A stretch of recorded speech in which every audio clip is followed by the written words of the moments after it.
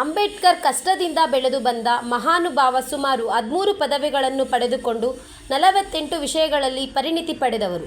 ರಾಜಕೀಯ ಇತಿಹಾಸದಲ್ಲಿ ಯಾರೂ ಹುಟ್ಟಲೇ ಇಲ್ಲ. ಅವರ ಜ್ಞಾನವನ್ನು ಕಂಡು ನೆಹರೂರವರು ಕಾನೂನು ಬರೆಯುವ ವ್ಯವಸ್ಥೆ, ಸಂವಿಧಾನ ರಚಿಸಲು ಅಂಬೇಡ್ಕರ್ ಅವರಲ್ಲಿ ಮನವಿ ಮಾಡಿದರು.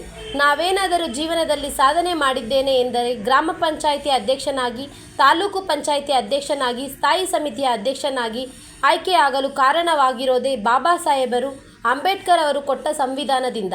ದೀನ ದಲಿತರೆಂದರೆ ಎಲ್ಲ ಜಾತಿಯ ವರ್ಗಗಳ ಹಿಂದುಳಿದ ಆರ್ಥಿಕವಾಗಿ ನೊಂದ ಎಲ್ಲ ಜನತೆಗೆ ಸಂವಿಧಾನ ಮಹಾಶಕ್ತಿಯನ್ನು ಕೊಟ್ಟು ತಮ್ಮ ವ್ಯಕ್ತಿಯನ್ನಾಗಿ ರೂಪಿಸಲು ಸಹಕಾರ ಮಾಡಿದೆ. ವಿದ್ಯಾವಂತ ಯುವಕರಿದ್ದಾರೆ.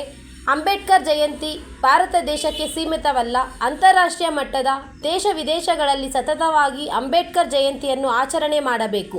ಅವರ ವಿಚಾರಣೆಗಳನ್ನು ತಿಳಿಯಬೇಕು. ಪ್ರತಿಯೊಂದು ಮನೆಯಲ್ಲಿ ಮಕ್ಕಳಿಗೆ ವಿದ್ಯಾಭ್ಯಾಸವನ್ನು ಕೊಡಿಸಿ ಮಕ್ಕಳನ್ನೇ ಆಸ್ತಿಯನ್ನಾಗಿ ಮಾಡಿ. ವಿದ್ಯೆಯಿಂದ ಸಕಲ ಗೌರವಗಳು, ಸಂಪತ್ತು ಲಭಿಸುತ್ತದೆ ಎಂದು ತಿಳಿಸಿದರು. Bureau report, ರಾಷ್ಟ್ರಧ್ವನಿ news Kannada. ಪುಷ್ಪ ಎಸ್.ವಿ. ಮಾಲೂರು. ಇದುವರೆಗೂ ಯಾವುದೇ ರಾಜಕಾರಣಿಗಳನ್ನ ನಾನು ನೋಡಿಲ್ಲ. 13 ಗ್ರಾಜುಯೇಟ್ ಪಡೆದು ಇದುವರೆಗೂ ನೋಡಿಲ್ಲ. 1, 2, 3 ಪಡೆದಿದ್ರೆ ಅದೇ ಬಹಳ ಹೆಚ್ಚು. 13 ಪಡೆದಿರೋರು, 13 ಗ್ರಾಜುಯೇಟ್ ಅವ್ರು ಪಡೆದಿದ್ದು 48 ವಿಷಯಗಳಲ್ಲಿ ಪರಿಣಿತಿ ಹೊಡೆದಿದ್ರು ಅವರು.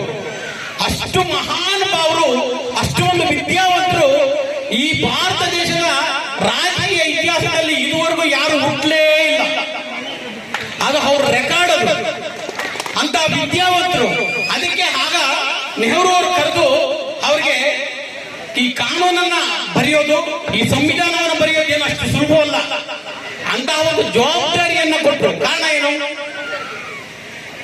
ನಮ್ಗೆ ಒಂದು ಸಂವಿಧಾನ ಬರೆದು ಕೊಟ್ರೆ ನಮ್ಗಾಗುತ್ತಾ? ಮಹಾನ್ ವ್ಯಕ್ತಿ ಅಂತ ಗೊತ್ತಾಗಿ ಇವರು ಆ ಕೆಲಸ ಮಾಡ್ತಾರೆ ಅಂದ್ಬಿಟ್ಟು ಆಗ ಆ ಸಂವಿಧಾನವನ್ನು ಬರೆದರು.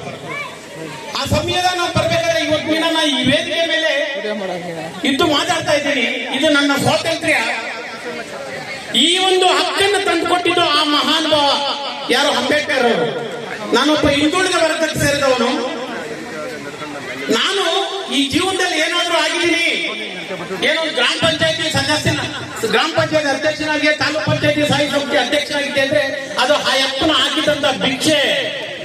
ಆವತ್ತು ದಿನ ಆ ಯಪ್ಪನು ಆ ಸಂವಿಧಾನದಲ್ಲಿ ಈ ದೀನ ದಲಿತರು ಅಂದ್ರೆ ಬರೀ ಒಂದು ಜಾತಿ ಅಲ್ಲ, ಇದು ಬಿಟ್ಬಿಡ್ಬೇಕಿದು. ಒಂದು ಜಾತಿ ಅಲ್ಲ, ನಾವು ದೀನ ದಲಿತರೆ, ಯಾರು ಬಡವರಿದ್ದಾರೆ ಅವರನ್ನ ಪೋಷಣೆ ಮಾಡೋದು, ಅವರಿಗೆ ಈ ಸಮಾಜದಲ್ಲಿ ಉನ್ನತ ಸ್ಥಾನಕ್ಕೆ ಹೋಗ್ಬೇಕಾದ್ರೆ ಅವ್ರಿಗೆ ಏನು ಅವಶ್ಯಕತೆ ಇದೆ ಇದಕ್ಕೆ ಅದನ್ನೆಲ್ಲ ಬರೆದು ಕಾನೂನಾಗಿ ಪರಿವರ್ತನೆ ಮಾಡಿ ಇವತ್ತಿನ ನಮ್ಮಂತ ಅತಿ ಹಿಂದುಳಿದಂತವರು ದೀನ ದಲಿತರು ನಮ್ಮನ್ನೆಲ್ಲ ಒಂದು ವೇದಿಕೆ ಮೇಲೆ ತಂದೆ ನಿಲ್ಲಿಸಿದಂತ ಮಹಾನುಭಾವ ಆ ಅಂಬೇಡ್ಕರ್ ಅವರು. ಅಂಬೇಡ್ಕರ್ ಅವ್ರ ಬಗ್ಗೆ ಹೇಳಿದ್ರೆ ಬೆಳಗ್ಗೆವರೆಗೂ ಹೇಳ್ತಾ ಇರ್ಬೋದು ಅಂತ ದೊಡ್ಡ ಮಹಾನುಭಾವ. ನಾವು ಅಂಬೇಡ್ಕರ್ ಅನುಯಾಯಿಗಳು. ನಾವು ನಮ್ಮಲ್ಲಿ ಅಂಬೇಡ್ಕರ್ ಅವನ್ನ ಬೆಳೆಸಬೇಕಾದ್ರೆ ಇವತ್ತಿನ ಇಲ್ಲಿ ಅಂಬೇಡ್ಕರ್ ದಿನಾಚರಣೆ ಮಾಡ್ತಾ ಇದ್ದೀವಿ, ಈ ಭಾರತ ದೇಶದಲ್ಲಿ ಮಾಡ್ತಾ ಇದ್ವಿ. ಬಟ್ ನಮ್ಮ ತಪ್ಪಿನಿಂದ ಇಡೀ ಪ್ರಪಂಚದಲ್ಲಿ ಮಾಡ್ಬೇಕು ಅಂಬೇಡ್ಕರ್ ಜಯಂತಿ. ಇಡೀ ಪ್ರಪಂಚದಲ್ಲಿ ಮಾಡ್ಬೇಕು, ಸದಾ ಮಾಡ್ಬೇಕು. ಯಾಕೋ ಒಂದ್ಸಲಿ ಮಾಡ್ಬಿಡೋದಲ್ಲ, ಸದಾ ಮಾಡ್ಬೇಕು, ಪ್ರತಿ ವರ್ಷ ಮಾಡ್ಬೇಕು ಅಂತ ಮಹಾನ್ ವ್ಯಕ್ತಿ. ಆತ್ನು ನಾನು ಹೇಳ್ತಿರಲ್ಲ, ಆತ್ನು ನಮ್ಮ ಭಾರತ ದೇಶದ ಒಂದು ಇದೆಲ್ಲ ಅಂತಾರಾಷ್ಟ್ರೀಯ ನಾಯಕ. ಆತ್ಮ ಜಯಂತಿ ಮಾಡಬೇಕು.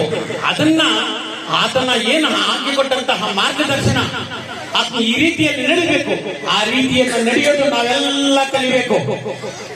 ವಿದ್ಯಾವಂತರು ಏನು ಯುವಕರಿದ್ದೀರಾ, ತಾವೆಲ್ಲ ಯೋಚನೆ ಮಾಡಿ ನಾವೇನ್ ಮಾಡ್ತಾ ಇದ್ದೀವಿ ಅಂತ.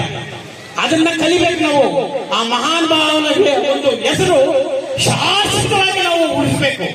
ಶಾಶ್ವತವಾಗಿ ಉಳಿಸ್ಬೇಕಾದ್ರೆ ನಾವು ನ್ಯಾಯವಾಗಿ ನಡಿಬೇಕು. ನ್ಯಾಯವಾಗಿ ನಡೆದ್ರೆ ಮಾತ್ರ ಆ ಮಹಾನ್ ಭಾವನ ಹೆಸರು ಶಾಶ್ವತವಾಗಿ ಉಳಿತದೆ, ಇಲ್ಲಾಂದ್ರೆ ಉಳಿಯೋದಿಲ್ಲ.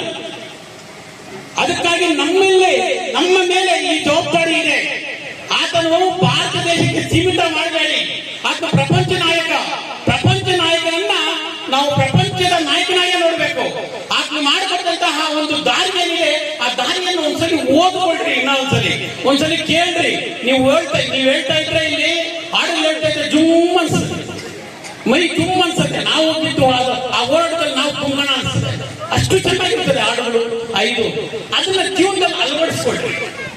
ಜೀವನದಲ್ಲಿ ಅದನ್ನ ಅಳವಡಿಸ್ಕೊಂಡ್ರೆ ಅಳವಡಿಸ್ಕೊಂಡಾಗ ಮಾತ್ರ